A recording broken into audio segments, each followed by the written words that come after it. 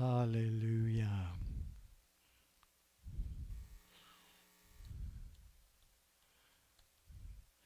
Merci Seigneur.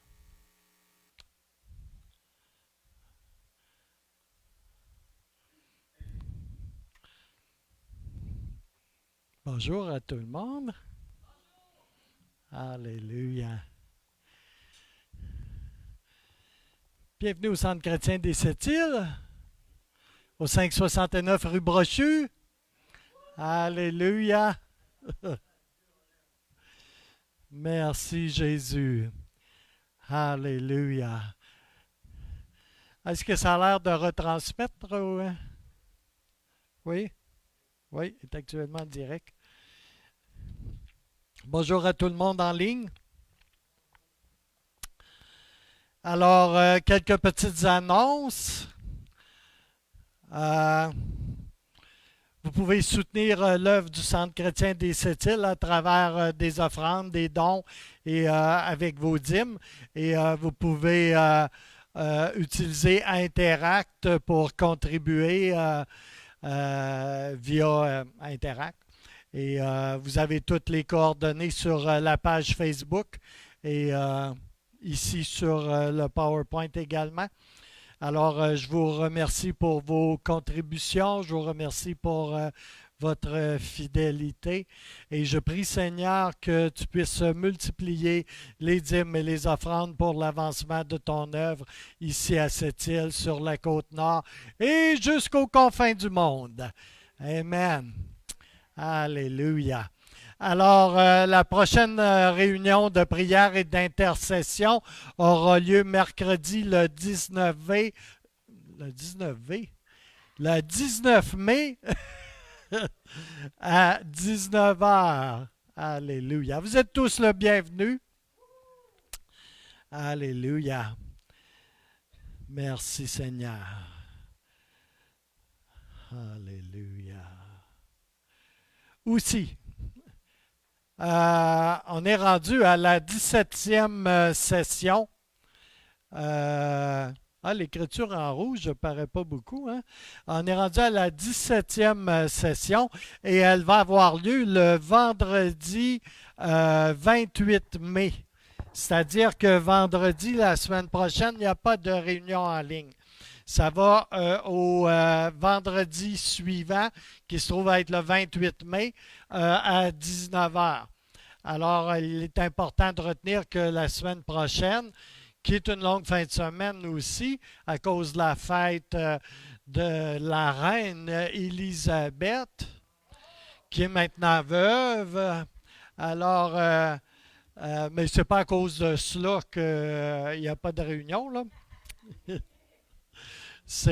Mais aussi, il y a si tu veux mettre l'annonce suivante, Gabriel, il y a par contre le samedi 22 mai à 13h30, il y a le ministère entre elles, la réunion pour les dames, les jeunes femmes, euh, interdit aux hommes. Et vous êtes le bienvenu. France, veux-tu ajouter quelque chose? Non? OK. Bon, ben, j'ai fait l'annonce pour entre elles samedi, le 22 mai, à 1h30 de l'après-midi. Aussi, je vais inviter Stéphanie à faire une annonce. Hein, j'y ai passé, hein?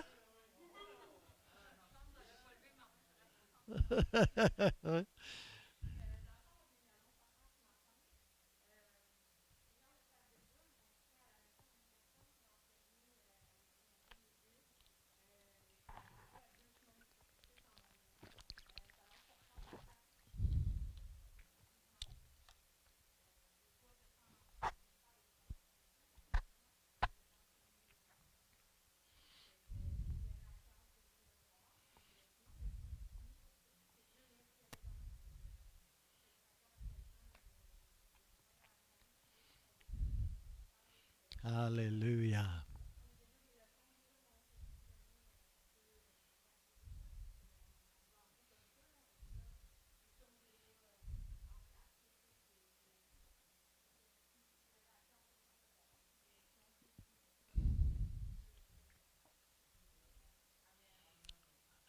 Amen. Alors, pour ceux qui écoutent en ligne, il y a un besoin pour une personne pour enseigner à l'éducation chrétienne. Et vous pouvez donner votre nom. Alléluia. Même si vous êtes à Montréal, vous pouvez voyager ici. Là. On va tout être en zone verte dans pas long. Alléluia. Merci Seigneur. Alors, je vous encouragerai à continuer à respecter les normes sanitaires, bien qu'il semblerait qu'on va avoir des changements sous peu, mais de continuer à vous désinfecter les mains quand vous sortez, vous rentrez à l'intérieur du sanctuaire, et puis d'utiliser vos masques pour vous déplacer et tout ça. Ceci dit, je vais continuer avec la série de messages sur tenir ferme, standing strong. Et je suis arrivé enfin, ça fait 2 semaines que j'attends pour cette partie du message. J'allais un petit peu trop vite en affaires et il a fallu que je fasse un retour sur moi-même. Alors, Seigneur, ce matin, je veux prier, Seigneur, que je sois comme un gant dans ta main, Seigneur, et que tu puisses m'utiliser, Seigneur, bénir ce message, Seigneur. Et je prie, Seigneur, que nos cœurs soient ouverts à ce que je vais partager ce matin, Seigneur, que l'Esprit de l'Éternel puisse être ici, agissant, l'Esprit de sagesse, l'Esprit de discernement, l'Esprit de conseil, l'Esprit de puissance, l'Esprit de connaissance et de révélation, ainsi que l'Esprit de crainte de l'Éternel.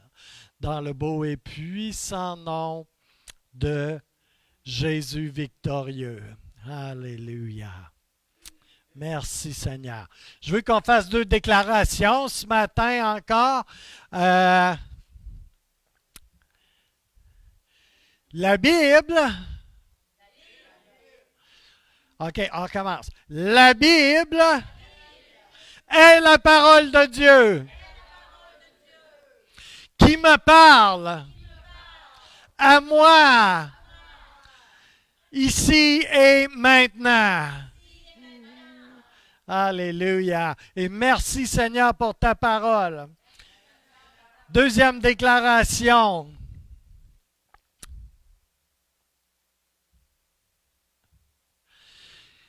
Alléluia. Je suis ce que la Bible déclare que je suis. Et j'ai ce que la Bible déclare que j'ai. Amen. Amen. Le croyez-vous? C'est bon. Alléluia. Merci Seigneur. Alors, Éphésiens chapitre 6, verset 14. Tenez donc ferme. Ayez à vos reins la vérité pour ceinture, revêtez la cuirasse de justice ou de la justice. Dans la parole vivante, ce passage se lit comme suit. Soyez donc prêts au combat, debout et ferme, que la vérité soit votre ceinture et la droiture devant Dieu et les hommes votre cuirasse. Alléluia. Mais nous en sommes beaucoup à que la vérité soit votre ceinture ou ayez à vos reins la vérité pour ceinture. Alors, je ne sais pas si vous vous rappelez comment ça s'appelle le mot vérité. Ça s'appelle J-E-S-U-S.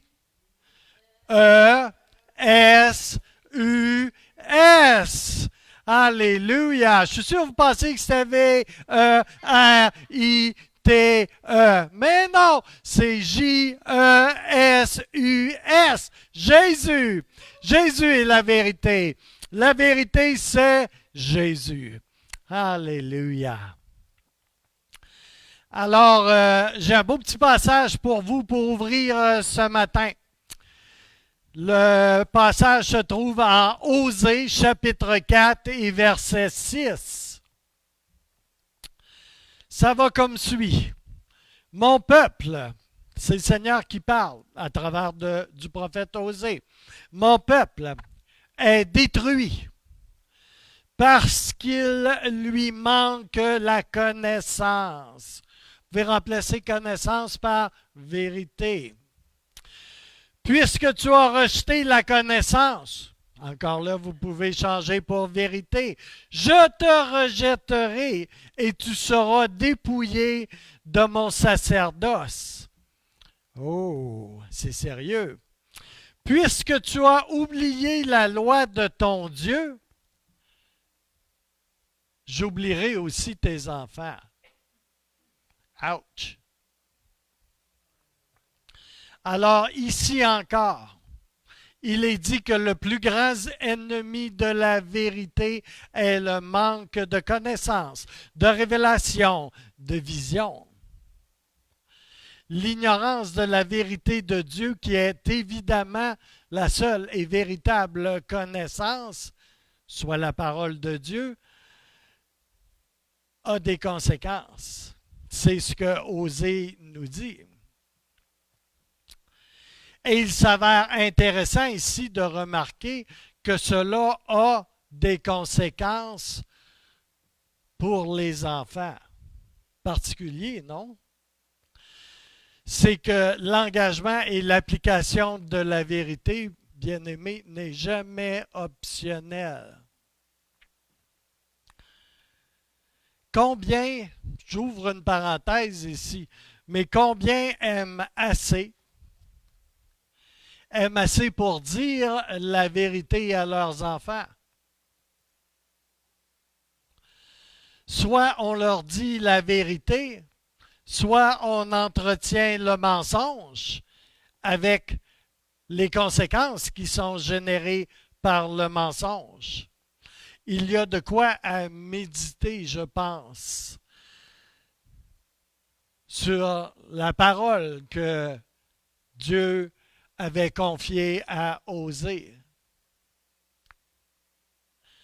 Puisque tu as oublié la loi de ton Dieu, j'oublierai aussi tes enfants.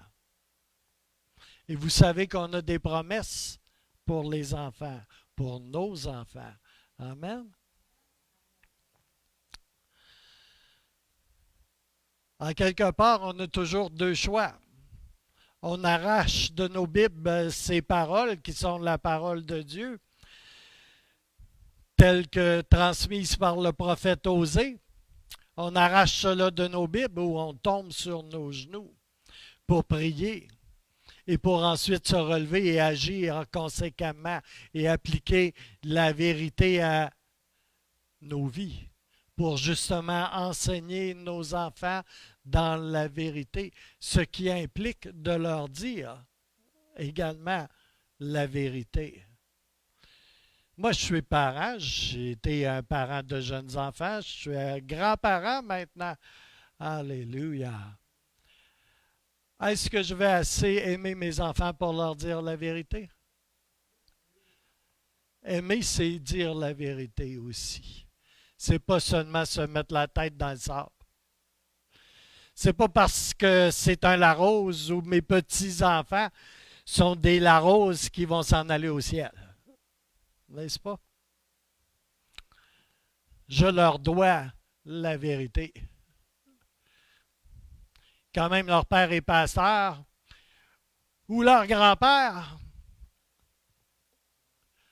je leur dois la vérité. Même si quelquefois ça peut être un peu difficile. Il y a un courage à avoir envers la vérité, tant pour soi que pour les autres. Par amour, justement, nous devons avoir le courage de la vérité. Et je sais que ce n'est pas facile. Des fois, on aime mieux voir ce qu'on aimerait voir que de voir ce qui est la réalité. Alléluia. Et vous savez, 1 Corinthiens 13, là, c'est un chapitre dans la Bible. Hein? Mais 1 Corinthiens 13 n'élude pas la nécessité de dire la vérité.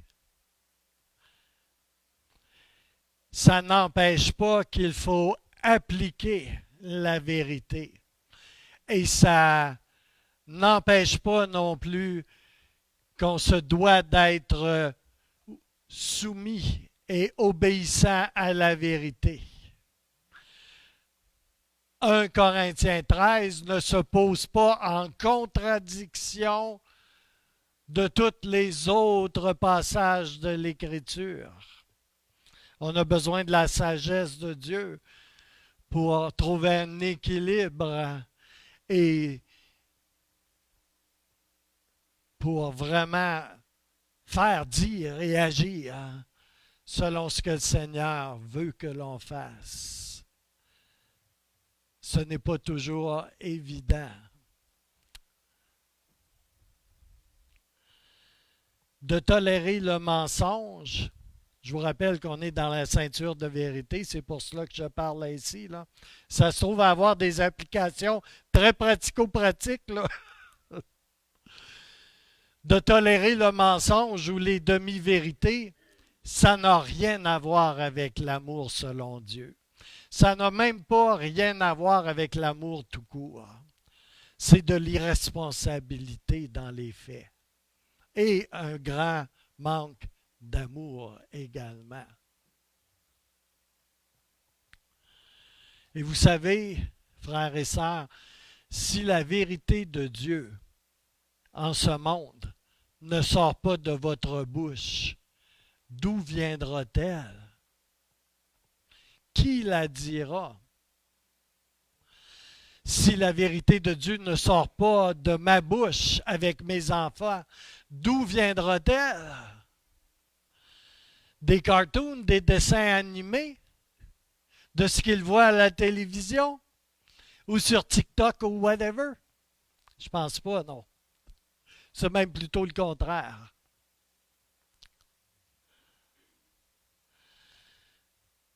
Clairement, dans toutes sortes de parties de nos vies, l'ignorance de la vérité ou la négligence de la vérité, c'est ce qui nuit le plus à ce que l'on tienne ferme. C'est ce qui nuit le plus à l'avancement du royaume. Et c'est ce que déclare Osée et aussi l'ensemble des Écritures. Ceci dit, ça n'ira pas s'améliorer. Et j'y arrive enfin. Il y a deux façons classiques que l'ennemi utilise pour nous attaquer. La déception, ou ce qu'on pourrait appeler la tromperie, si vous préférez, et la tentation. Oh, temptation. Alléluia. La tromperie utilise évidemment l'ignorance de la vérité. Celle de Dieu, je parle. Et cette vérité-là de Dieu n'est pas nécessairement la vérité qui est à ma convenance. Des fois, il y a une petite différence. Mais pour l'ennemi, cette attaque classique d'utiliser la tromperie, la déception, c'est quelque chose de facile au bout. C'est vraiment facile. Alors, si on n'a pas une pleine compréhension de ce qu'est la vérité et de qui est la vérité, si on n'est pas engagé dans un processus quotidien de renouvellement de notre intelligence et si on n'est pas en train d'appliquer la vérité de Jésus-Christ à nos vies, eh bien, sans la connaissance de la vérité, il est plus que facile pour l'ennemi de nous en passer des vites, comme on dit, à nous passer des sapins, des petits puis des gros. Amen. Facile, facile pour lui. Parce qu'on ne doit jamais perdre une chose de vue. On a besoin de la vérité pour savoir c'est quoi le mensonge. Si tu ne connais pas la vérité, celle de la parole, celle de Dieu, quand tu vas faire pour t'apercevoir que tu es en train de te faire bourrer de mensonges? Il faut connaître la vérité pour savoir le mensonge. Alléluia. Alors, si on n'est pas vigilant là-dessus, on est en train de préparer, d'aménager des temps, des espaces et des lieux où la voix de Satan peut parler dans nos vies, où la voix de Satan peut s'insinuer, s'installer même et y faire des racines, se faire un beau petit nid pour lui et tous ses petits, parce qu'il va peupler ensuite. Rappelez-vous, Satan, le diable et ses serviteurs, ses démons, ses esprits impurs,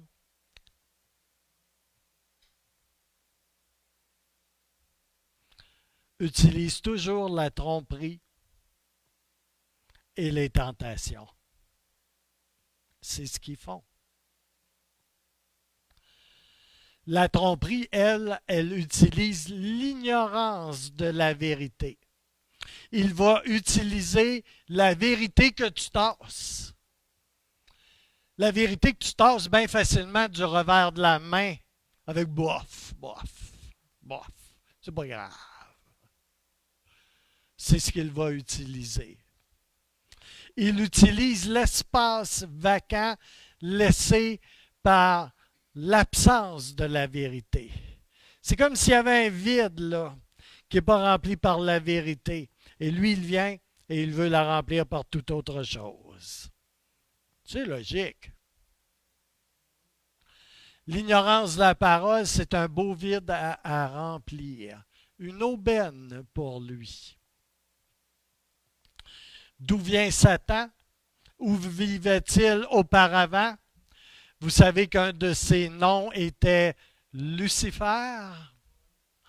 Il a une bonne expérience, Lucifer, et une certaine compréhension de ce qu'est le royaume. Et il a une bonne idée, écoutez-moi bien, il a une bonne idée de ce dans quoi vous êtes censé vivre et comment vous êtes censé vivre. Il a une bonne idée là-dessus. Il connaît la nature, l'héritage et la destinée que vous avez en Christ en tant que fille et fils de Dieu. Il en a une fichue de bonne idée. Alors c'est facile pour lui de détecter où il y a des manques et des trous. Il y a de l'expérience. Qu'est-ce qu'il va faire? Je ne suis pas en train de partager pour élever les œuvres de Satan. Je suis en train de partager pour que vous puissiez discerner et pour que la vérité gagne en définition.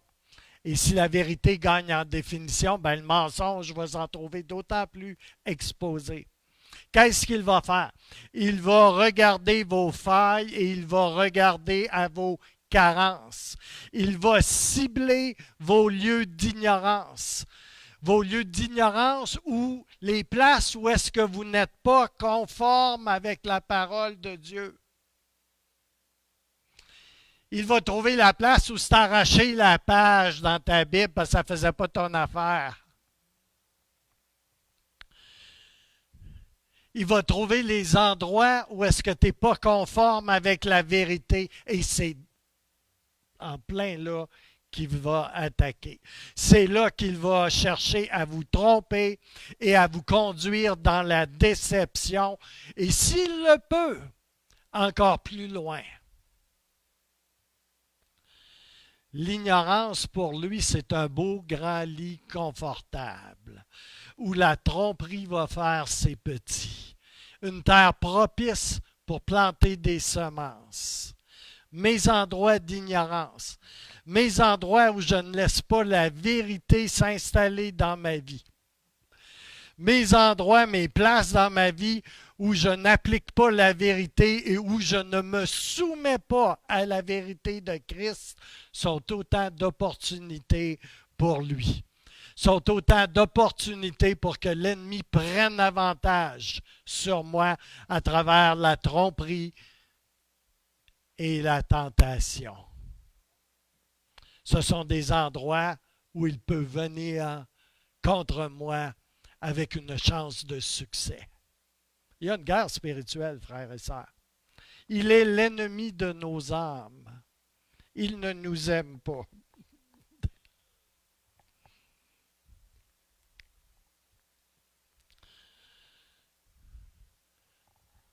Ceci dit pour la tromperie. La deuxième façon, ça va devenir intéressant. Je prie que certains d'entre vous aient une révélation par rapport à ce qui va suivre. Je vais vraiment exposer d'une manière très simple comment il fonctionne. La deuxième façon qu'il va utiliser pour m'attaquer et vous attaquer, c'est la tentation. Et là, je le sais, nous autres les gars, on va penser la tentation. Ah, c'est comme le sexe, l'adultère. Ah. Sortez des stéréotypes parce qu'en fait, tentation, là, il y a un gros catalogue, OK? Ça va pas mal plus loin que ça. Il n'y a tout qu'un choix. Alléluia. On doit comprendre la façon que l'ennemi nous tente. Quand l'ennemi nous tente, et ça j'en ai parlé un petit peu l'autre fois, quand l'ennemi nous tente, il projette sur nous littéralement son état d'être, sa nature, son état d'être, qui il est, ce qu'il est, il le projette sur nous. Il projette ce qui le caractérise lui-même. Il projette ça sur nous en espérant que nous allons penser, que nous allons reconnaître, que nous allons identifier cette pensée ou cette émotion ou ce feeling ou ce sentiment comme étant le nôtre. Bête et simple.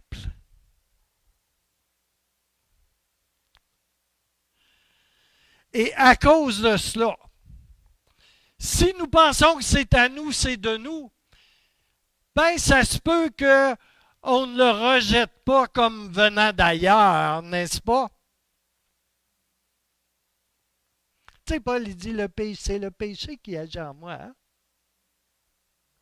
Moi, c'est pas ça que je veux, là. Non. Il espère juste que tu lui ouvres la porte. Il frappe. Tac, tac, tac, tac. Puis il est bien tannant. Il sait que s'il frappe assez longtemps, des fois ça ouvre. Alléluia.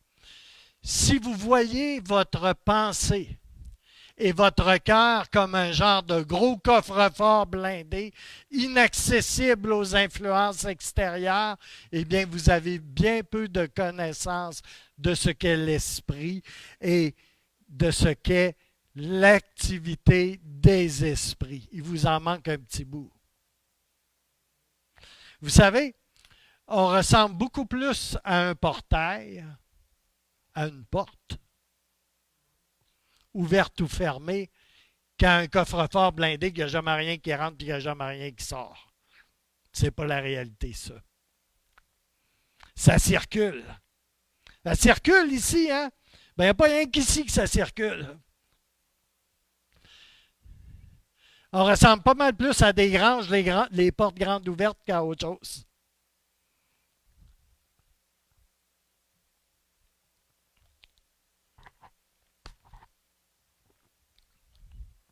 Je vais utiliser des exemples. À titre d'exemple, pour vous mettre ça bien simple. Quand un esprit de peur vient contre toi, oui, il y a des esprits de peur. Quand un esprit de peur vient contre toi, tu dois réaliser que cet esprit lui-même a peur. C'est un peu heureux. C'est un esprit de peur. C'est un peu heureux. Et qu'est-ce qu'il fait? Il projette sur toi ce qu'il est, sa nature. Fait qu'il projette sur toi la peur. C'est aussi simple que cela. Fait que fais-lui peur.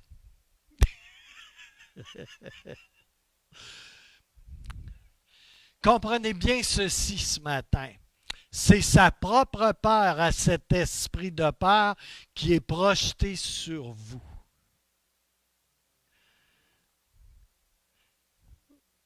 C'est vrai pour tous les autres esprits aussi. C'est vrai pour un esprit d'impudicité. C'est vrai pour tous les esprits.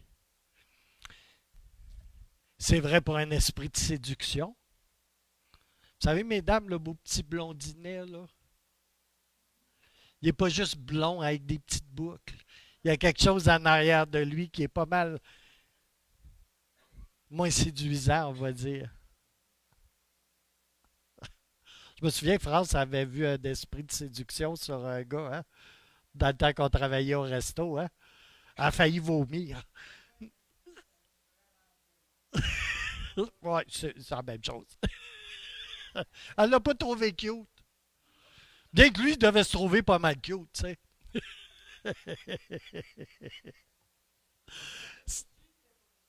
Non, hein. Ça donne pas de goût d'embrasser ça. Je vous en passe un papier.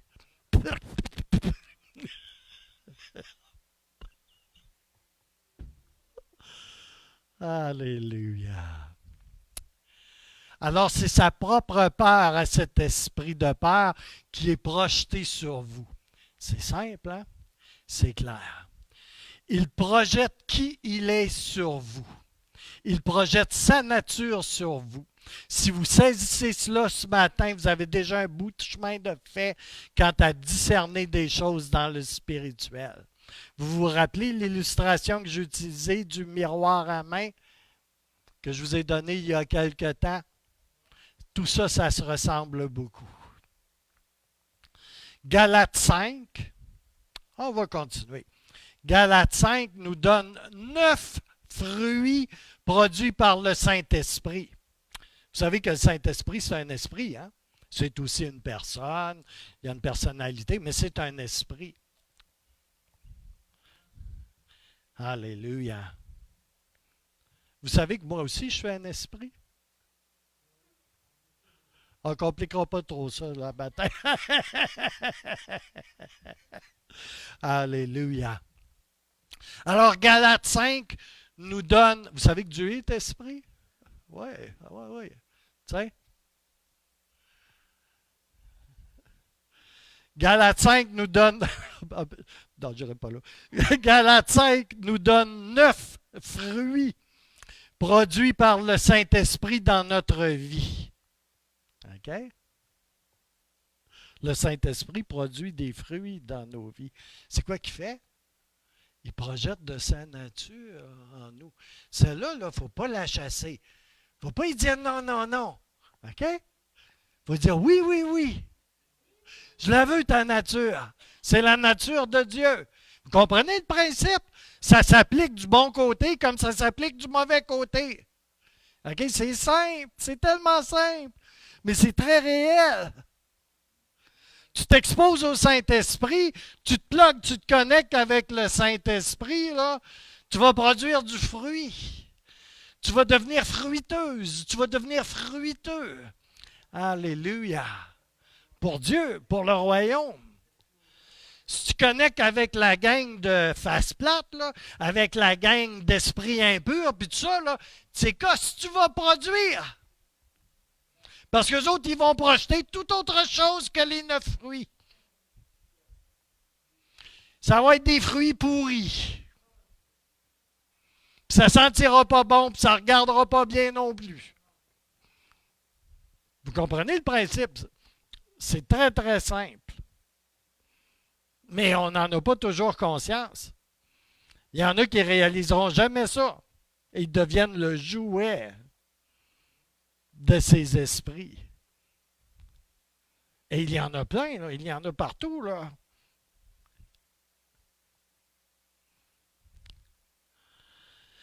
Alors, Galate nous donne 9 fruits produits par le Saint-Esprit dans notre vie. Et cela, là, les 9 fruits produits par le Saint-Esprit, ça, là, c'est censé être notre état standard.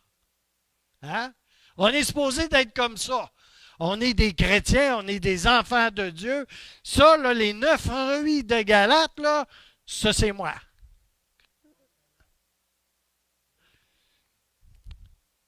C'est vrai en France? Ah, pas l'air sûr.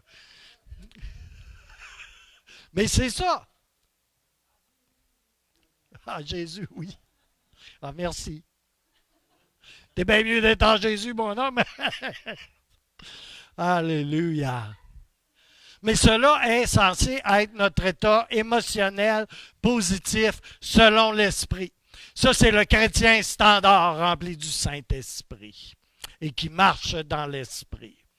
C'est ce qui nous est donné de l'Esprit pour que nous portions du fruit pour Dieu.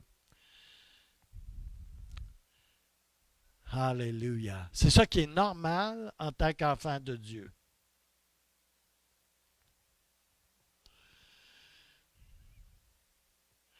Fait que l'Église, là, l'Assemblée des saints, là, ça devrait être un beau grand verger, plein de fruits.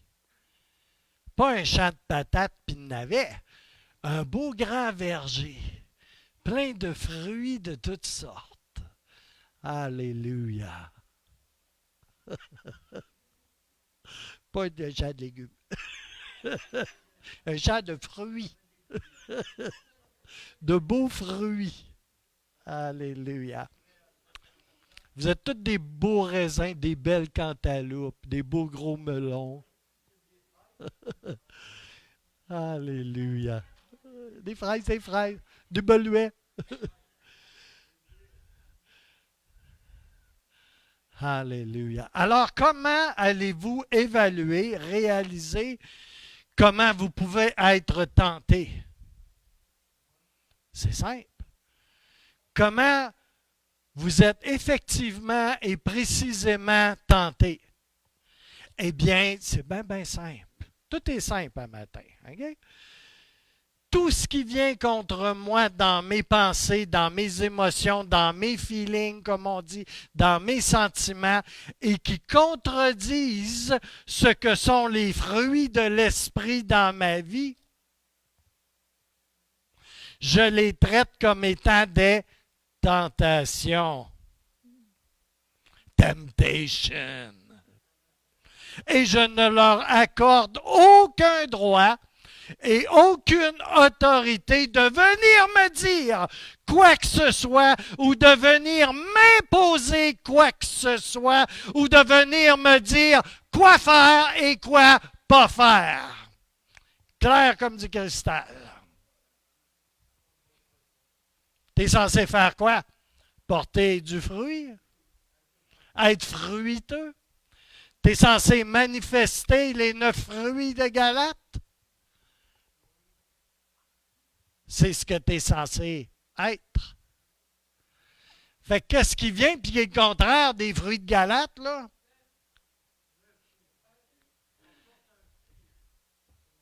On va dire que c'est une grappe de raisin. C'est un fruit, c'est l'amour, la paix, la bonté. Vous comprenez ce que je veux dire? J'ai jamais été marchand de fruits, là, mais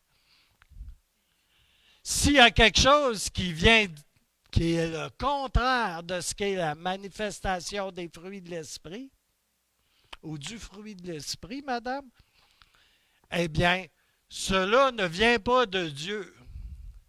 Cela n'est pas une production du Saint-Esprit. Cela est la tentation. C'est pas juste la petite pitoune qui passe ou le petit blondinet qui passe. OK?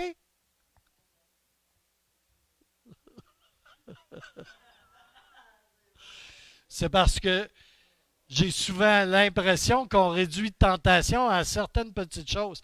C'est beaucoup plus vaste que cela.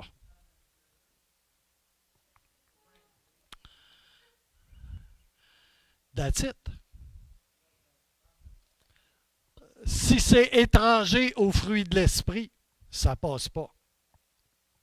Et si jamais ça passe, je me repens et je me réaligne avec la pensée de Dieu et ça presse. Je ne suis pas invulnérable, vous n'êtes pas invulnérable. Jacques en parle de cela. Je commence par me soumettre à Dieu, à me soumettre à la vérité, à me soumettre à la pensée de Dieu et après, je résiste à la tentation et Satan et ses acolytes ont juste une chose à faire et c'est de dégager. De dégager loin de ma face. Jacques 4, 7. Soumettez-vous à Dieu. Premièrement, c'est quoi se soumettre à Dieu? C'est se soumettre à sa vérité. Après ça, résiste au diable. N'essaye pas de faire l'inverse, ça ne marchera pas. Et il fuira loin de vous. Amen. Il n'est pas question que je donne à tout esprit de contraire un endroit où atterrir dans ma vie. Dans mes pensées ou dans mes émotions, je leur dénie ce droit. Je les identifie pour ce qu'ils sont et je leur dis « whoosh, whoosh ». In Jesus' name, whoosh, whoosh. Ah, c'est cool de le dire comme ça, hein? Puis ça marche tout aussi bien que dehors dans le nom de Jésus. Dégage là. Je ne serai pas gouverné par mes émotions et je ne serai pas gouverné par quoi que ce soit qui serait contraire à ce qui est la manifestation et la présence du Saint-Esprit dans ma vie. Je veux être gouverné par l'Esprit de Dieu qui vit à l'intérieur de moi. Et si je suis dirigé par l'Esprit de Dieu en moi, et tous les fruits de l'Esprit vont être manifestes dans ma vie et ils vont prendre de l'amplitude. Je vais être fruiteux et je vais être juteux pour Dieu et son royaume et pour porter son amour, pour porter les fruits de sa nature. Et ils vont devenir manifestes dans ma vie et à travers de moi. Ça, famille de Dieu, c'est comme cela que nous pouvons identifier l'ennemi qui vient contre nous. Que ce soit à travers la déception ou la tentation, peu importe comment il vient. Et qu'en est-il de ce désir de péché? Qu'en est-il de ce désir de péché que nous avons et que souvent on se bat contre, et pas juste une fois, plusieurs fois même? Qu'en est-il de ce péché contre lequel on peut lutter continuellement et quelquefois depuis si longtemps? Je vais vous poser cette question ce matin. Il en serait quoi si je vous disais que ce désir de péché résilient qui revient continuellement, qu'il ne vient pas de vous à la base, que ce désir de péché n'est pas le vôtre. Ce péché que vous combattez tout le temps et régulièrement. Qu'en serait-il si je vous disais, ça ne vient pas de vous, ça vient d'ailleurs. Ce désir de péché ne serait en fait qu'un esprit malin, qu'un esprit impur, qui est tout simplement en train de se projeter lui-même sur vous. Il est en train simplement de projeter sa propre nature, qui il est, ce qu'il est. Et il projette ça en bon français québécois, drette sur vous. Drette sur toi. Bang!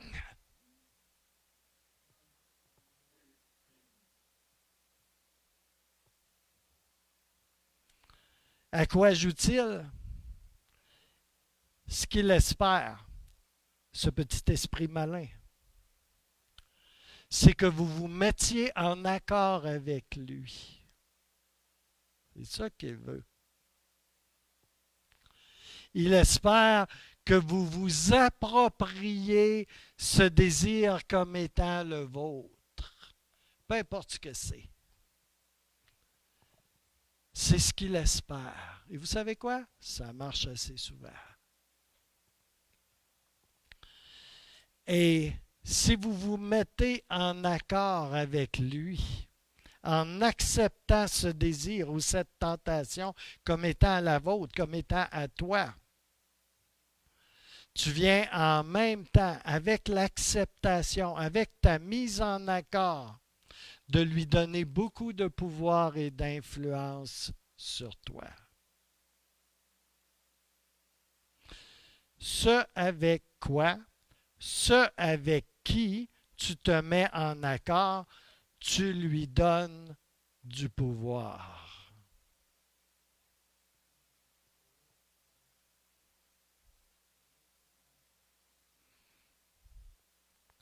Et il n'y a pas vraiment de zone neutre. C'est pour ça que c'est tellement important de se mettre en accord avec Dieu. Parce que si tu n'es pas en accord avec Dieu, là, en quelque part, tu vas te trouver à te mettre en accord avec quelque chose d'autre.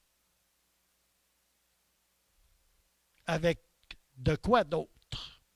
Et le quoi d'autre, là, en fait, est un qui.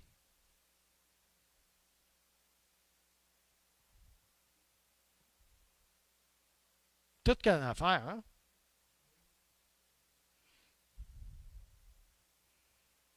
On donne de la puissance, du pouvoir, de l'influence à tout ce avec quoi on se met en accord. Que ce soit avec Satan, que ce soit avec des esprits impurs ou malins, que ce soit avec notre propre chair. On peut la nourrir, hein, puis elle va venir forte quand on se met en accord avec elle. Ou que ce soit avec Dieu. Et là, on peut dire « ouch » ou « aïe aïe », puis bien d'autres choses. Alors, avec quoi? Avec qui? Parce que le quoi et le qui vont pas mal ensemble. Avec quoi, avec qui on se met d'accord?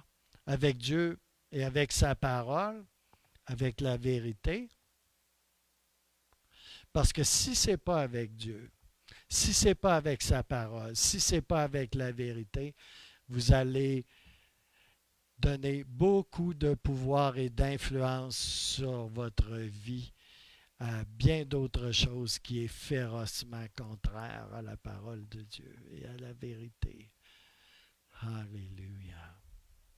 À travers votre accord, votre consentement, votre acceptation, vous autorisez l'ennemi à donner naissance au péché dans votre vie. Méditez là-dessus cette semaine. Mettez ça devant le Seigneur et laissez l'Esprit vous sonder. Mesurez l'importance de marcher dans la vérité. Marcher dans la vérité, c'est appliquer, agir selon la vérité. C'est se mettre en accord avec la vérité. Alléluia. Écoutez-moi bien ce matin. Beaucoup de ces pensées qui viennent cribler notre appel, notre destinée, notre caractère chrétien, notre marche avec lui, si beaucoup de ces pensées n'étaient tout simplement pas les nôtres à la base, mais vraiment des tentations de l'ennemi. Est-ce qu'on traiterait les choses différemment? Peut-être. Et aussi ce matin, je ne suis pas en train de dire que toutes nos pensées sont de l'ennemi. Il y en a plusieurs dont on n'a pas vraiment à être fiers et qui sont vraiment bien à nous.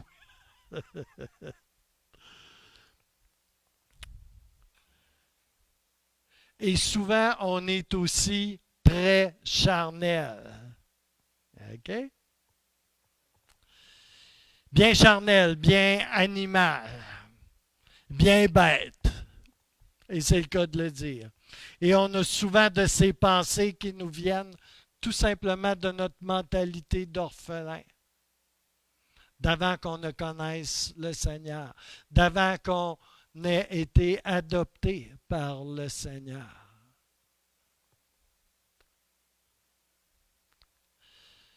Mais je pense, ce que je dis, c'est que bien souvent, c'est juste l'ennemi qui est en train de projeter sa propre nature sur nous. Projetant ses pensées, projetant des mensonges, projetant sa nature à lui sur moi.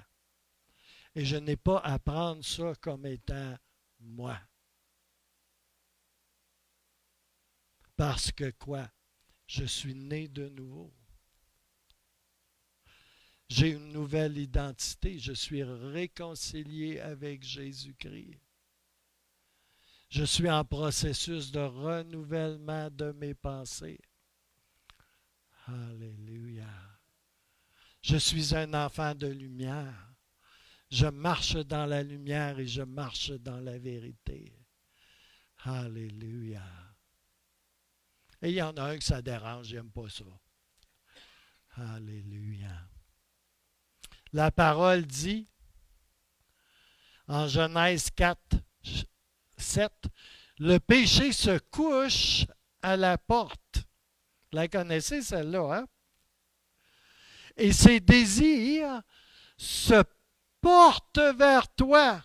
Et ses désirs se projettent vers toi. Domine sur lui. Notre version dirait où le péché attend à ta porte.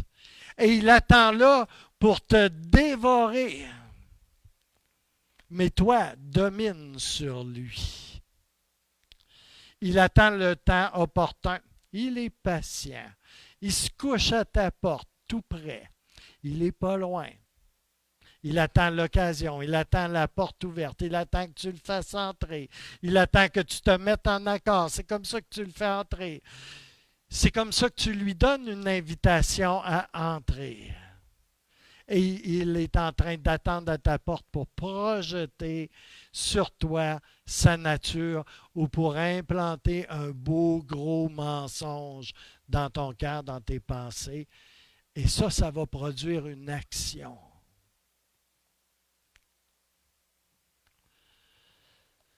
Famille, ce matin, je suis ici pour vous encourager à vous saisir des armes de la vérité.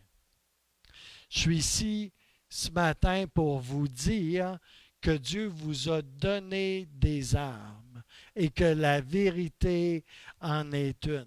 Et que c'est vraiment une arme qui est un outil du ciel. C'est comme un mécanisme de défense pour ta vie. Parce que la vérité de l'Évangile va toujours exposer en pleine lumière tous les mensonges de l'ennemi. C'est la vérité qui fait cela, qui expose le mensonge.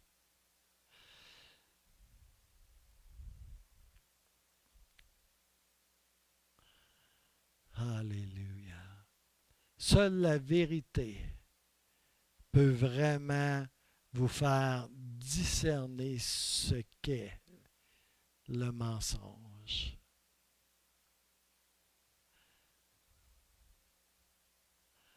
Alléluia. Et je veux vous dire ce matin, sortez pas d'ici et commencez pas dans le naturel à faire une introspection pour trouver tous les mensonges qu'il peut y avoir dans votre vie. Parce que là, vous n'êtes pas sorti du bois.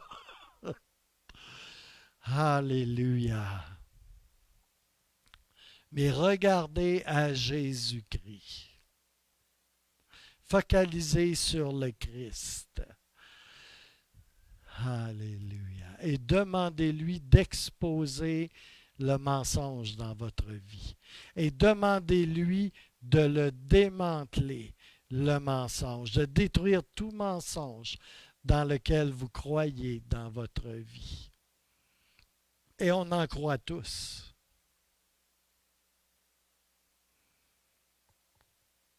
Ça peut être toutes sortes de choses par rapport à notre identité, par rapport à toutes sortes de choses. Ah, moi, je suis un niaiseux, je n'arriverai jamais à faire quoi que ce soit.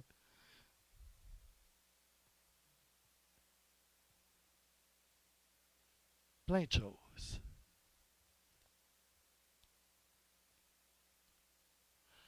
Et vous ne surmonterez pas un mensonge en utilisant un autre mensonge.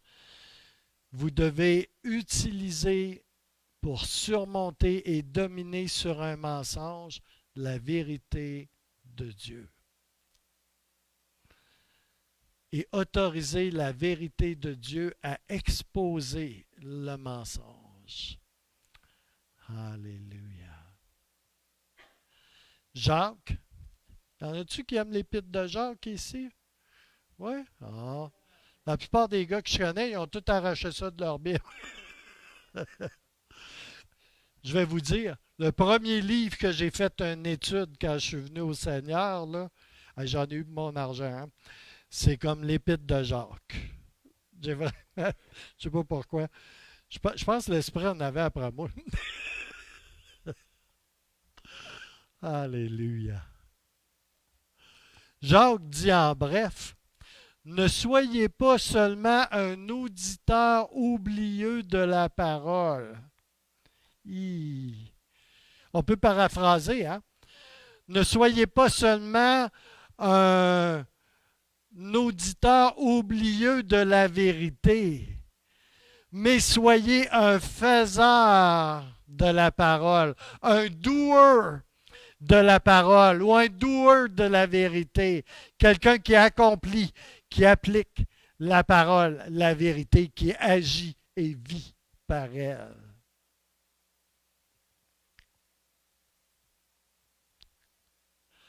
Vous savez, on ne peut pas démontrer la vérité et tu ne pourras jamais démontrer la vérité avant qu'elle ne soit premièrement vivante en toi.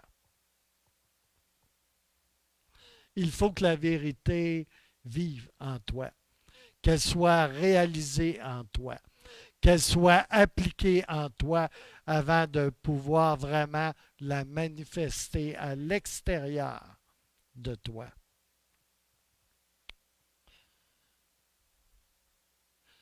On doit arriver à une place où on doit saisir que j'ai besoin de pas mal plus que de juste la comprendre, la vérité.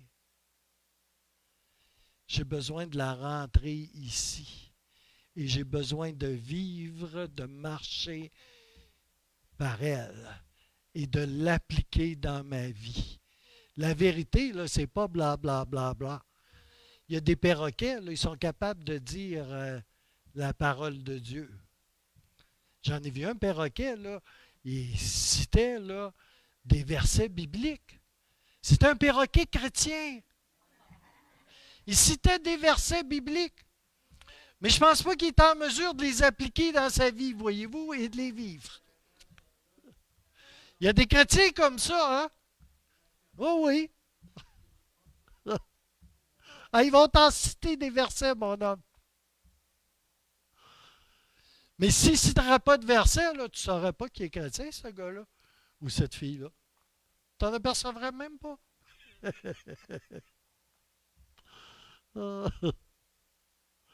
C'est comme se promener avec ça, hein? Ça paraît bien, hein? L'air spirituel. J'en ai des plus grosses que ça, hein? Plus ils sont grosses, puis plus ça paraît bien. Mais c'est juste du paraître. C'est juste du paraître. Alléluia. On doit commencer à s'aligner avec la vérité. Alléluia. Les actions, frères et sœurs, le style de vie, les actions, les gestes que l'on pose vont toujours valider, démontrer le système de valeurs que tu as vraiment. Blablabla, bla, bla, là, regarde, je suis capable d'en faire du blablabla. Bla, bla.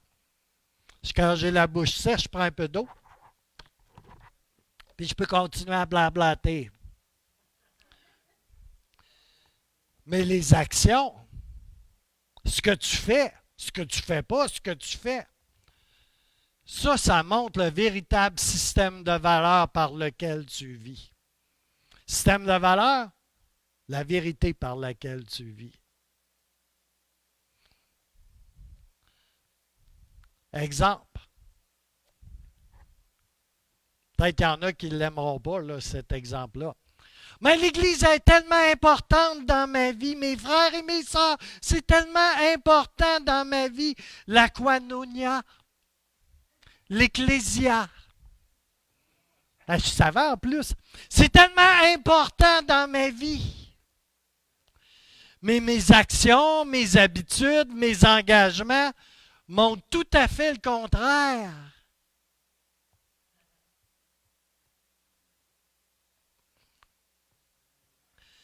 Mes actions, mes habitudes, mes engagements, c'est pas ça qu'elle montre. Qu'est-ce qui parle le plus fort? Les actions vont montrer, elles, c'est quoi mon vrai système de valeurs. Parce que je fonctionne d'après mon système de valeurs. C'est ça qui dirige ma vie. Ça, c'est mes vraies valeurs.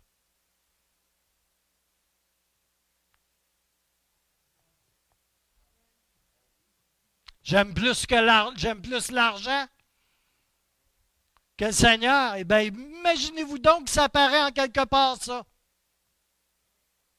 Ça va diriger mes actions, ma carrière, mon ministère, mes affaires.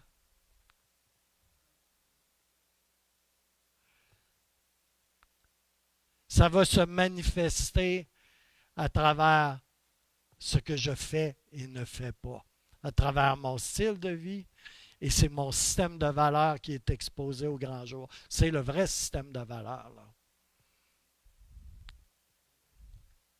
Alléluia. Un autre exemple parlant. Combien savent qu'il y a une différence et une distinction entre croire en Jésus et croire Jésus? Oh, subtil, là. Tu sais, quand tu vas au théâtre, OK? Pas nécessairement voir une pièce de Shakespeare, là, mais quand tu vas au théâtre, on dit au cinéma, supposons, et tu vas voir un film. OK? On va s'amuser un peu. OK? Moi là, vu que je suis très mature, tu sais, la plupart des films que je regarde, c'est des Marvel. OK? C'est parce que c'est le fun de manger du popcorn avec ça. Puis j'aime le popcorn, en fait. Fait que, tu sais, tu vas au cinéma, tu regardes des films. Tu sais, le géant vert, là, Hulk, là. T'sais, moi, quand je fais ça, je viens pas vert, je viens rouge, là, mais lui, il vient vert, puis il vient gros, tu sais.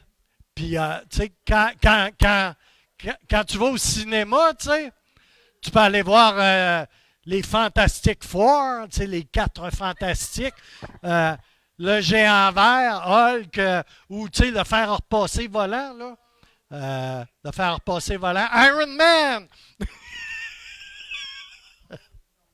OK? Ou tu vas voir un autre film. OK? Tu sais, en quelque part, tu as besoin de croire. Parce que je ne sais pas ce que tu vas faire là, ouais, tu sais, comme si tu restes là à regarder un film. C'est parce qu'en quelque part, tu crois à quelque chose dans ce film-là. Là. Tu sais, le jeu des acteurs est bon, les réparties, l'histoire est bonne. Tu sais. En quelque part, il faut que tu croies à quelque chose quand tu regardes un film. Là. Tu sais, autrement, tu ne resterais pas là, tu t'en irais. Là, tu sais, veut dire, tu sais, tu donnes une crédibilité à ça. Tu sais. Puis, tu sais, puis là, la preuve, c'est qu'est-ce qui se passe. C'est que le héros vient-tu casser une jambe? ou tu sais, le gars, là, tu sais, là, ah, tu sais, il a laissé sa blonde puis il a fait du mal. Tu sais, on braille, on rit, on fait tous les temps. Ils viennent nous jouer dans les émotions. Hein? Ils font un peu comme les esprits ils font. Hein? Mais tu sais, ils viennent jouer dans nos émotions. Ils nous font vivre toute une gamme d'émotions. Hein, moi, il y a des films niaiseux. Des fois, là, je braille comme un veau. Je braille comme un veau. Comme si c'était vrai. C'est vrai ce que je dis ou pas? On a toutes sortes d'émotions. C'est un film. C'est un film. C'est pas vrai. Ces acteurs-là, là, ils vont prendre un café ensemble, puis ils mangent un gâteau aux bananes. Après s'être battus à l'écran, tu sais, puis s'être poignardés 5-6 coups, tu sais. Ils s'en vont ensemble après, là, au second cup, puis ils prennent un café, puis ils mangent un gâteau aux bananes. Nous autres, on marche là-dedans au bout. Hein? Puis on croit ça. Hein, pourquoi tu brailles? Si tu crois pas à rien de ça, comment ça tu brailles? Comment ça tu ris? Comment ça que tu es en train là, de péter ta coche? Tu sais, tu te battrais, lui. Hein? Tu crois à ça? Tu crois à quelque chose là? Hein? Ben oui, c'est à la TV, c'est vrai, c'est sûr. Écoute bien. Tu sais? Puis tu sais, quand tu vas voir Hulk, là, tu sais, supposons, là, moi je l'aime bien, Hulk. Surtout la passe qui pogne le méchant, là, puis qu'il le pogne, puis qu'il le fesse comme ça, là. Tu sais, puis il lui dit petit Dieu, là. Ah, j'ai dit, ah, je l'aime celle-là. Parce que l'autre s'était dit, je suis un dieu, tu sais. Le Hulk l'a pogné, tu sais. Paf, paf, paf! Tu sais, il l'a encastré dans la dalle de béton, tu sais. C'est pour ça que j'écoute Marvel. Alléluia. Mais tu sais, il y en a combien qui sortent du cinéma? La norme, là, c'est que tu sors du cinéma ou de ton film, tu sais. Puis normalement, tu vis plus rien de ce qui avait rapport avec ce film-là. Là. Que ce soit un film triste ou un film, tu sais, c'est comme, tu vas rester un petit peu avec quelque chose, mais pas longtemps après, il ne reste plus rien de ça. Hein, tu sais. Mais pourtant, tu es vraiment dedans. Hein, tu sais. Il y a des fois, là, il se passe à peu près la même chose avec ça. Ça, c'est pas très bon. Mais tu sais, il y en a combien qui sortent d'un film de cinéma, puis qui arrivent, puis ils croient tellement comme, tu sais, Hulk, là, puis ça, là. Oh, je suis rendu Hulk, mon gars. Oh! Tu sais, puis là, tu remplis ta couche. Tu sais, il n'y a personne, là, qui croit assez ça pour que ça devienne en application dans sa vie. Hein? Il y a croire et croire, hein? Alléluia. Par rapport à la vérité, il y a du croire et croire aussi.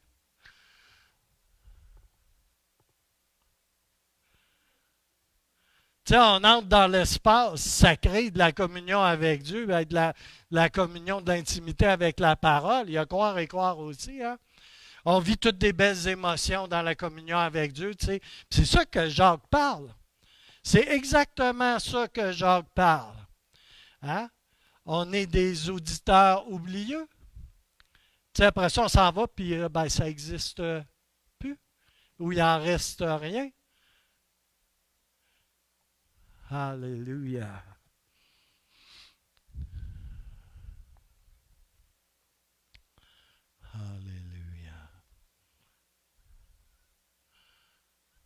quand vous approchez de la Bible, de la parole, de la vérité, au moment où vous étudiez la Bible, où vous êtes en contact avec elle dans cet espace de communion, dans ce lieu, vous allez expérimenter des choses, vous allez expérimenter. Vous venez à l'église, vous entendez une prédication, vous entrez dans la présence de Dieu, vous entrez dans un espace de louange et vous allez expérimenter des choses, un bien-être, une paix, une joie.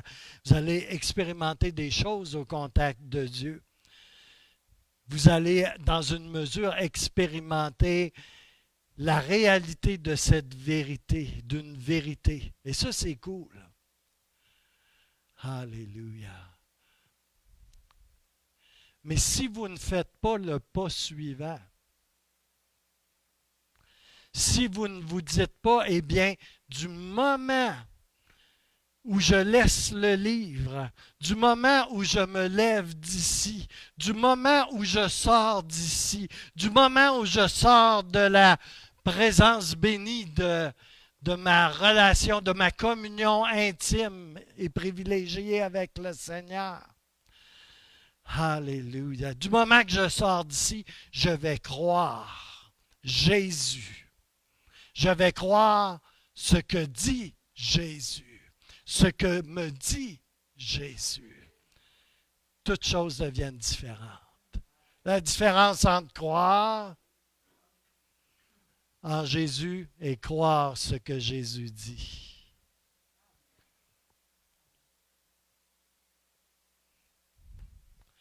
Alléluia. Si je crois ce que Jésus dit, je vais vraiment l'appliquer à ma vie. L'appliquer dans ma vie. Pour de vrai. Je veux vivre l'Évangile. Je veux vivre la vérité. Je veux et je vais vivre ce que Jésus dit.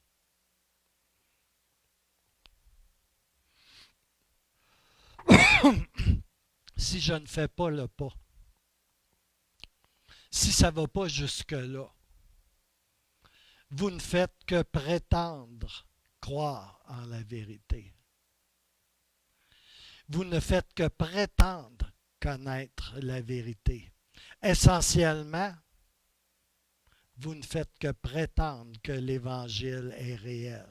Vous ne faites que prétendre que la parole de Dieu est la vérité. C'est ce que dit Jacques.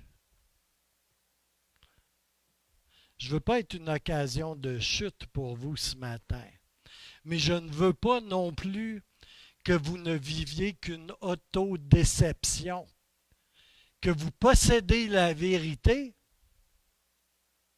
alors que ce n'est pas vraiment le cas. Parce que si tu possèdes la vérité, tu la vis. Tu marches dedans. Tu vis la vérité. Autrement, là, ben, tu as écouté un film. Ouais.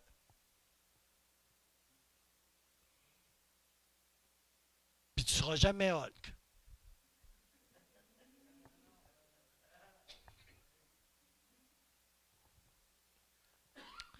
Alléluia.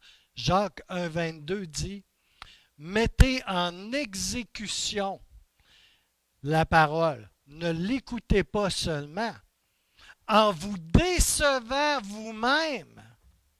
C'est assez clair. En vous décevant vous-même par de vains blablabla, de vains discours. Car si quelqu'un écoute la parole et ne la met point en exécution, il est semblable à un homme qui considère dans un miroir sa face naturelle. Et après s'être considéré soi-même et s'être en allé, il a aussitôt oublié qui il était. Ça, c'est une très vieille version française qui s'appelle la Martin. Mais je l'aime bien, elle est assez précise. Alléluia. La parole vivante, elle met ça comme ça, Jacques 1, 22. Seulement, ne vous bornez pas à écouter. Traduisez-les en actes. Traduisez-les en action. Sans quoi, vous risquez de vous faire illusion à vous-même. C'est pour ça que Jacques n'est pas très populaire, hein? J'ai pas entendu ça souvent. Oh, j'étudie l'épître de Jacques. C'est comme j'étudie l'épître de Jacques. Il délivre la religion, Jacques, je vais te dire. Alléluia. En effet, verset 23, si quelqu'un se contente d'écouter la parole sans y conformer ses actes, il ressemble à un homme qui observe son visage dans un miroir. À peine est-il parti qu'il a déjà oublié ce qu'il a vu, et entre parenthèses, et qui devrait être mis en ordre. Il oublie ce qu'il a vu et ce qui devrait être mis en ordre. Ouais, ouch. Oui. Alléluia. Merci Seigneur. Bénis Jacques, Seigneur. C'est le frère de Jésus, hein, écoute là. Alléluia.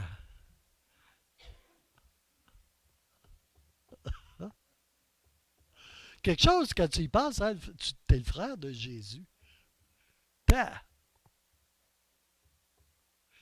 C'est-à-dire, ta mère, c'était Marie. Tu as grandi avec Jésus. Alléluia.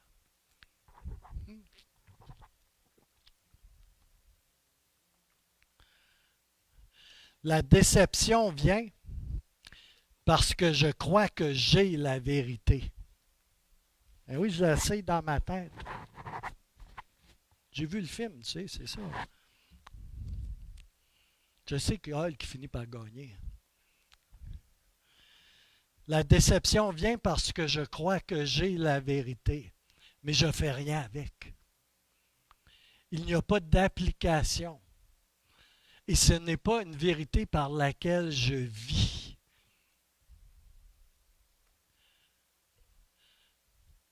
Je peux donc, en quelque part, quelquefois, affirmer que je connais la vérité, mais mon système de croyance, de valeur, dit tout à fait le contraire.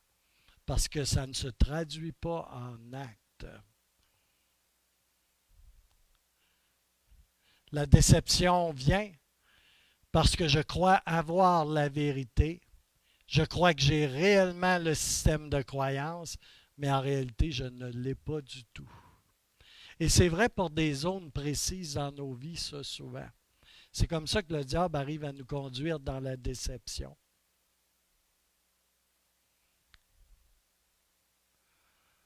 Alléluia. J'espère vraiment que cela peut vous aider ce matin. Je vous donne du contexte pour que vous puissiez comprendre que la vérité est vraiment une arme que Dieu vous a donnée. Sa parole est la vérité. Que tu sois fin ou pas fin, que tu sois fine ou pas fine, que tu sois bien peigné ou pas, que tu sois bon chic, bon genre ou pas, que tu sois membre d'une église ou pas, sa parole est la vérité. Et sa vérité expose et détruit le mensonge quand on vit par elle la vérité, quand on agit par elle la vérité, quand on se met en accord avec elle la vérité et avec l'esprit. Elle détruit le mensonge et renverse dans ta vie le père du mensonge. Et elle casse l'influence des esprits impurs qui se couchent à ta porte. Bien souvent dans ma vie, là, ça prend un certain temps avant que j'accepte pleinement une vérité biblique dans ma vie. Parce que, pour toutes sortes de raisons, je savais mieux que le Saint-Esprit puis que la parole, tu sais.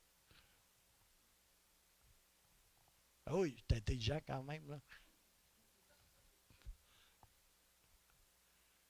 Fait que des fois, ça a pris un certain temps. Avec le temps, là, J'ai compris que je me sauvais de beaucoup de troubles, de complications, de déceptions et de casse-gueule de toutes sortes en acceptant la vérité de Dieu pour ce qu'elle est, la vérité. Point. Alléluia. Et en alignant ma vie avec elle. Alléluia. Puis là, tout d'un coup, là, et qu'il y avait des choses qui devenaient claires tout d'un coup. Ouais. Alléluia. Je vous partage cet enseignement ce matin pour votre protection. Toutes les pièces, je vous rappelle qu'on est dans Éphésiens 6, n'est-ce pas? Toutes les pièces de l'armure sont protectrices, à l'exception d'une seule pièce, qui est la parole de Dieu, la vérité de Dieu, qui est la pièce centrale de tout l'équipement. C'est elle, bien souvent, qu'on faillit à appliquer. Et pourtant, c'est elle qui tient en place les autres pièces.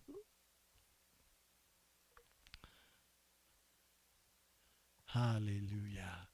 Si on serait plein de la vérité, frères et sœurs, aussitôt que le diable ouvrirait sa bouche, aussitôt que la chair ouvrirait sa bouche, on saurait d'où ça vient, de qui ça vient. Et Alléluia. J'espère que ce que je vous ai partagé au sujet de la tentation, c'est vraiment une clé. Tu sais, Galates 5, les fruits de l'esprit. Tu as ça dans ta vie? Il y a autre chose qui vient d'ailleurs, qui n'est pas en accord avec ça. C'est le tentateur qui vient. Alléluia. Je vais vous laisser méditer là-dessus. La prédication va être sur YouTube, peut-être ce soir. Elle est sur Facebook, là, mais elle va être sur YouTube également. Alors, je vais finir par un mot de prière, si vous voulez bien. Commencez pas à chercher tous les hotspots de mensonges dans vos vies. Ne faites pas ça. Alléluia. Laissez le Saint-Esprit, invitez le Saint-Esprit à vous montrer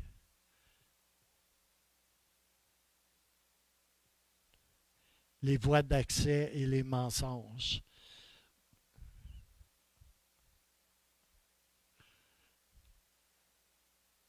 Il y en a plusieurs. Ils sont de différentes natures.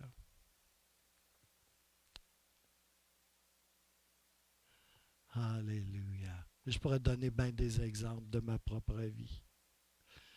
Alléluia. Merci Seigneur. Seigneur, je prie Seigneur que tu bénisses le transfert de ta parole ici ce matin, Seigneur. On ne veut pas être des auditeurs oublieux. On ne veut pas juste sortir d'ici comme on sort du cinéma, Seigneur. Mais on veut, Seigneur, sortir avec quelque chose. Et on veut, Seigneur, trouver à appliquer, Seigneur, ce que tu nous dis à travers ce message, Seigneur.